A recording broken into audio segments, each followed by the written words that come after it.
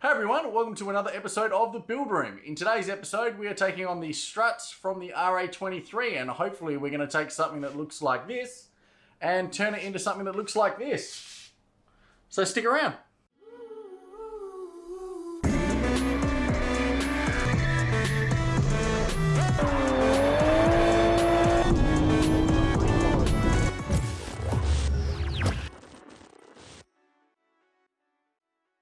Okay, so yeah, this week we are living that strut life.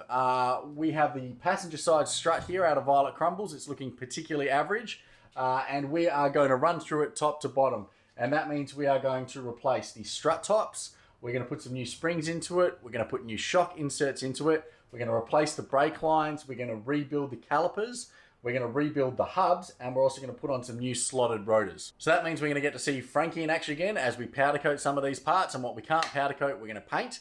But it is a lot to go through in one episode. So I'm probably just going to explain things in a starting step and then run through a time lapse quickly that you can slow down if you need to see any of the detail.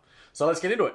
Okay, so the first thing that we're going to have to do here is to strip the strut down to component form so that we can get ready to replace parts, coat them, paint them, whatever we need to do. Step one in that is going to be remove the spring. Now you've got to be really careful when you're pulling the springs out. Even though there's no weight of a car on this spring here is still compressed and contains a significant amount of kinetic energy stored in it. So what we're going to need to do here is to put on some spring compressors. And for those of you that have done it before, everyone hates using spring compressors because when they go sideways, and they literally can go sideways, things can get pretty sketchy pretty quickly. So it's never a particularly fun part of this job, but it is necessary. So we'll use those spring compressors to compress this spring down so that there's no load on this top hat and we can remove it and the keeper. And then we'll slowly expand the spring compressors so that we release all that energy in a controlled manner. Once we've got the spring off, then we can take out the strut insert, which is basically there's a gland nut here that we just have to back off. And once we've got the strut insert out, then we'll move on to removing the brakes and the brake line. And once the caliper is off, then we can remove the rotor. Now, in order to remove the rotor, it's bolted to the back of the hub. So we're going to take this front cover off, and in there is a castle nut and a split pin. You basically take the split pin out, and then you can undo the castle nut because there's a couple of bearings in here that the hub that ride on the spindle, the hub spindle. You don't put a lot of pressure on those. You're basically just keeping them in place so that the rotor runs true. Once we get that off, I'll show you guys in a bit more detail. But really, yeah, there's not a lot to stripping these down. As I said, you just have to be really careful with the spring. And then once we're done with that, I will breathe a sigh of relief and just keep moving through it. I'm going to put it into the vise just because it's a nice, easy way to hold it when you're working on your own. Okay, so I've got a spring compressor on either side of the spring here. And that is so that I can bring the spring down at the same rate on either side. I've seen people go, oh, I've got two spring compressors here. I'll do both struts at the same time. No, it's not meant to just pinch the spring down on one side. It should crush it together. We alternate between one and the other, just bringing them down little by little, and we're only going to compress the spring enough to take the tension off this top plate. So once this can freely move and it's no longer under pressure, then I'll take the captive nut off at the top, and this assembly will come out. Then I can lift the spring off carefully and then undo these, and we will have a safe spring, and we can move on with the rest of the strut. And even though there's probably more than enough kinetic energy in here to smash through a set of safety glasses, I'm going to wear them anyway because a little bit of protection is better than nothing.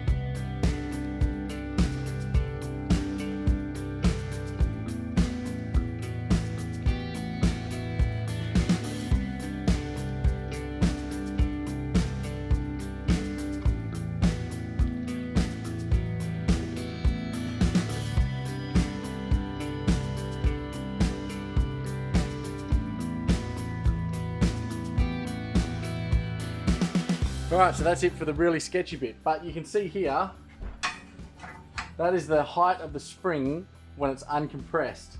And in order to get the hat down to that level, which is where it normally sits, look how much that spring had to be compressed by. So if you think that compressing that steel isn't going to put a whole bunch of kinetic energy into here, you're kidding yourself. So just be really careful. But glad to have that off. Alright, so now we have the dust boot here, which you just slide off. I don't have new ones of these, so I'm going to retain them. I'll clean them up a bit. Okay, so now we just need to get this gland nut off. Now, it's quite a big nut. Got to be prepared to deal with the big nuts from time to time. If you don't have anything big enough to go around this, you can sometimes tap it with just a center punch or a drift or something like that, and it'll tap around depending on how tightly it's been done up and depending on if there's any corrosion there. I've just tried that and haven't really had much luck, so I'm going to go to the big monkey wrench. Now this is actually one that I modified a little bit earlier to be a chain wrench, so quite handy when I needed it, but it should do the job to get this off.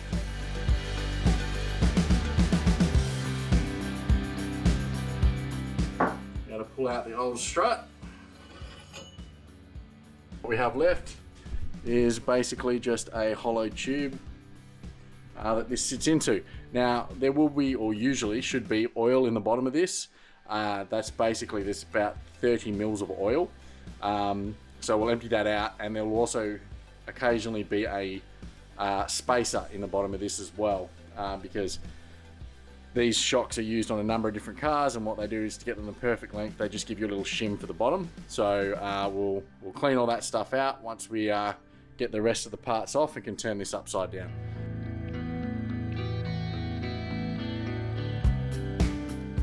Okay, so that's the spacer that I was talking about that's under the strut insert. Now they, as I said, they're different sizes depending on the strut insert that's going into it.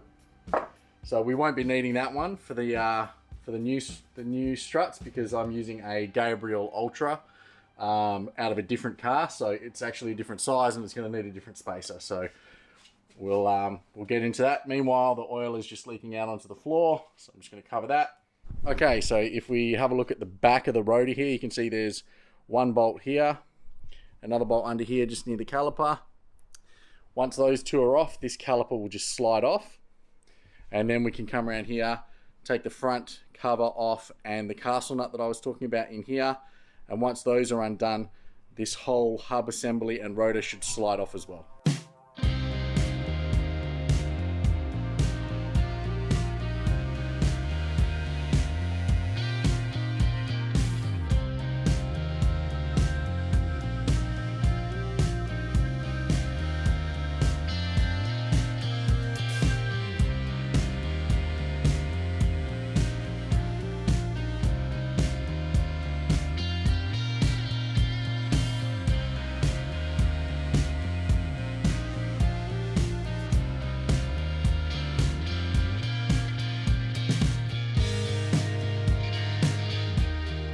Okay, so there we are. One strut that is ready to be cleaned up and then powder coated. Okay, so while we've got the strut disassembled, and that's great, there's still a bunch of other stuff that needs to be pulled apart further before we can start cleaning it up and painting or coating it. Now the brake caliper mount and associated dust cover, that's fine as is. There's no seals or anything like that. That's ready to just be cleaned up. Same with the top hat for the spring. This mount I'm actually replacing, so we won't be needing that. That does have a bearing in it and things like that, so you just want to be careful when if you are going to clean yours up and then repaint them or reuse them or whatever, that you don't damage that bearing or anything like that. But yeah, we're going to replace that one. Now our hub will probably take, so this is kind of an interference fit here. So what I'm going to do is put some heat into it to expand the disc away from the hub, and then we should be able to knock the hub out. There's a seal on the back as well. We don't want to damage this mounting surface by just sort of belting at this with a hammer non-stop. Better to just put some heat in it and not end up damaging the hub.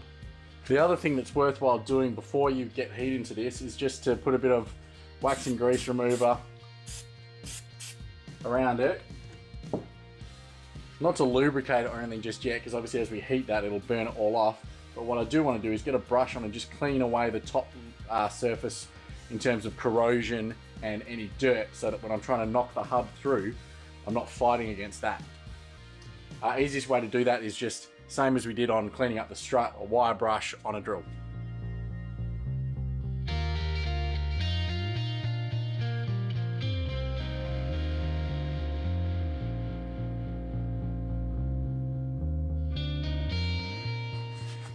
This may not come out without a bit more heat, but we'll see. Oh, there we go. Beautiful. Okay, so if we have a look inside the hub for a moment, you can see a couple of things.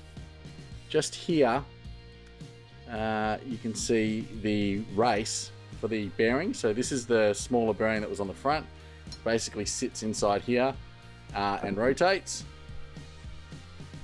It runs on this race here. So we've got to remove this race, and then similarly, if we turn the hub over and we look at the back, we have another tapered bearing there. We have the seal that stops this hot grease coming out the back of the hub, and then we have another race further down. So I'll take out this seal first, and then that bearing, and then I'll show you how to get the races out.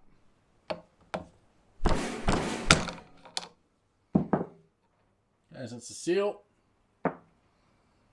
this is the larger inner race. Everything is just covered in grease, which it should be. It needs the grease to not chew itself out.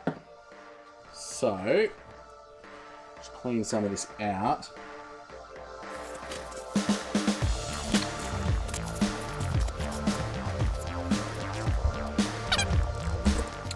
Okay, so inside the hub, you can see we have the larger race here that we've cleaned up now. And they basically are a interference fit inside the hub. Right, so in order to get them out, it takes a bit of pressure. So there's a ledge here that the bearing race sits on, and that ledge has a gap in it here. It also has one on the other side here. So what we're going to do is use a reasonable size drift or punch, whatever you want to call it, and basically we'll sit that on the back of the bearing race. We'll keep it as vertical as possible, because what we don't want to do, we don't want to score this area here, taking it out, and we're just going to tap it softly with a hammer, and the same way we did with the springs, we're going to do one side a little bit and just move it sort of a millimeter, and then we're going to do the other side, and we're just going to slowly edge it down until it drops out. Okay, I've got the hub in the vise. It's not tight because obviously I'd damage these studs if I tighten it up, but it's just basically so we get a good transfer of force when we're doing this.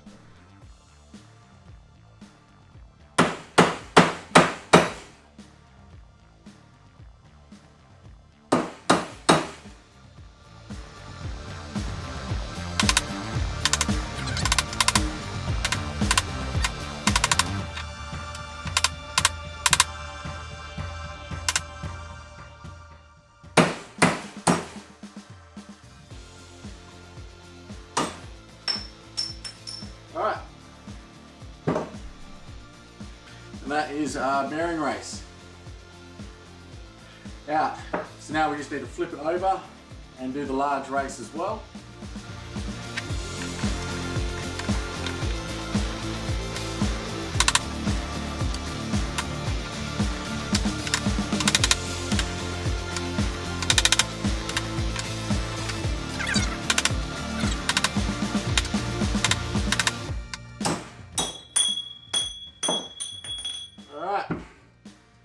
Two.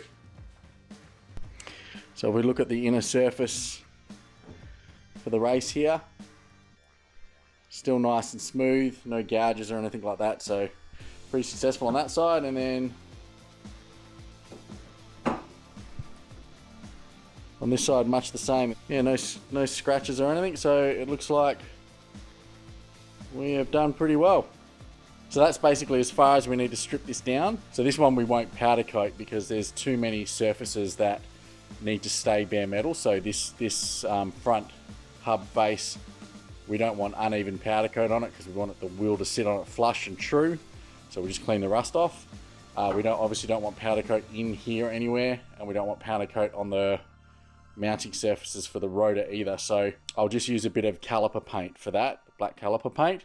I did powder coat the other one, but it was a pain in the butt, so I'm not going to do it twice. So yeah, lesson learned, don't bother trying to powder coat something this intricate. Okay, so the last thing we need to do here is pull apart the caliper.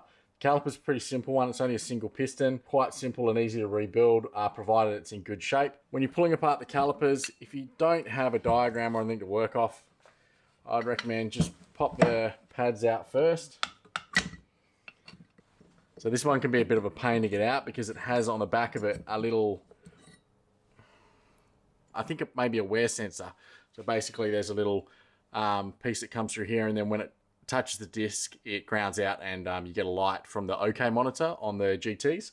I don't know if that means that they're original pads or OEM pads, not the original pads probably, I would highly doubt, but OEM pads or what, but I don't think our replacements will have them. And then when you go to pull apart the piston, just take a really good look at where everything is. So there's plenty of clips on your brake calipers to stop the pads vibrating and squealing and things like that. And if you don't get those back where they came off the first time, you're going to really struggle. You're not going to have brakes that they're either going to be noisy or they're not going to work properly. They won't slide back into place and things like that. So the idea here is we want to separate as much as we can to get this piston on its own. So there are some pins. I already pulled out one side. I used this as a reference when I was rebuilding the other caliper. But again, make sure you don't lose anything.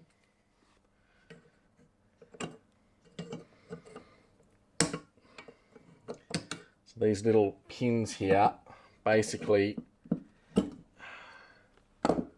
holding the guards for the slide runners. Once those pins are out, you can slide the whole caliper out like that. And then what you're left with is the mounting bracket and front guard, which has those slide runners and these little, I don't know what these are for. They're either an anti-vibration, anti-squeal thing, or they're to allow the piston to slide a little bit more easily on top of these chocks. But you should have 2 of these chocks, 2 of those slides, these pins here that hold everything together, the springs, they're pretty easy. You just need to lever them out one side at a time. And once they're out, straight under the toolbox. Awesome. I will remember that for later.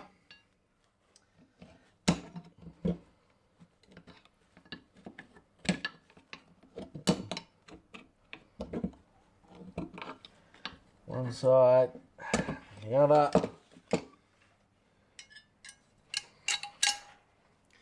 Spring. And there we have our 2 components.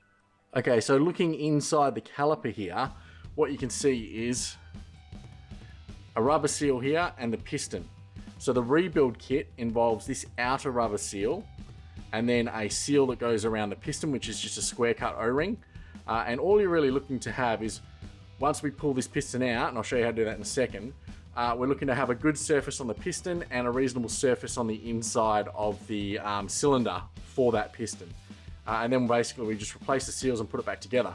I will, however, paint this caliper before we do the rebuild. So let's just get it apart now, and that's fairly easy. It just takes a rag and some compressed air, basically. Okay, so we've got some air. That's running about 25 psi. Excuse the leaking, but I can't bother fixing the thread tape right now. And basically, here on the brake caliper is where the brake line connects into. So hydraulic pressure forces fluid into here, inside the cylinder, and it pushes the piston forward, which creates a pressure on one side, which transfers to the other side because this can move around on that mounting point, so it slides. And what we're going to try and do is, obviously we don't have this hooked up to a hydraulic system, but I'm going to use air as a cheap substitute, and I'm going to use air pressure in here to push the piston out far enough for me to remove it. Now, all you want to do is pop the caliper down, just put a rag in between so that you don't end up damaging the surface of the piston. So you just want something soft for it to hit, and you don't want 150 psi in here. I'm running about 25 psi in here now. So with some safety goggles on, I'm just going to put the nozzle in there and hold it tight, and then just give it a little bit of air, which will hopefully pop the piston out. And there we go. Simple as that. Disconnect that. And then what you can see is, obviously there's brake fluid in there that's now leaking everywhere, but this is our piston. There is rusty brake fluid residue all over it. That's to be expected. Ideally, you don't want rust. That's not great, but brake fluid really absorbs water quite quickly. That's why you've got to do regular changes. It's not great to have water in the system, but with old cars, very often happens. So that's our piston. That doesn't look too bad. I think that'll clean up quite nicely. And then here's our cylinder. Oh, that's a lot of fluid. All right, let me get rid of that. And clean it off my bench before brake fluid eats into stuff, so you don't want to leave it on your workbench like that. There's a lot of goop in there, but basically this rubber seal, this outer rubber seal, is held in by a metal, not a circlip because it doesn't have ends on it, but a metal ring which basically pops out and exerts pressure. It's a real pain to get in and out. If I just pull that off. So this metal ring here basically compresses down and holds that seal in. And then further inside, there is that square cut seal that I was talking about. I'll just see if I can clean that up.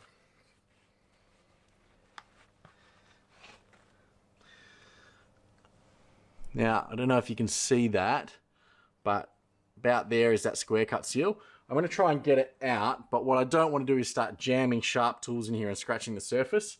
So I'm going to use a pick again and just be really careful not to damage at least the inside surface. This outer one's not so important, but certainly this inner one is. So I'm replacing the seal. That can be the sacrificial unit in this. So I'm just going to dig it in to the seal, see if I can pick it out.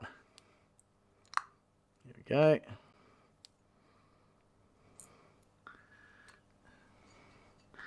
And that's it. Basically, that seal around the piston is what keeps you safe. Okay, so everything's disassembled now. We are going to powder coat the struts, the top hats, and the dust covers and brake caliper mounts.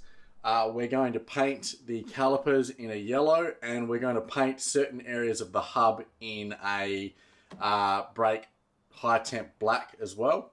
But like I said, we don't have enough time really to go through this. So if you are interested in the process of powder coating, 2 episodes back, we went through a full episode on powder coating one of these struts beforehand. So I'm just going to use the power of movie magic and go, oh, they're a bit undercooked. Let's give that another shot, this time with a bit more oomph. All right, so that is more like it.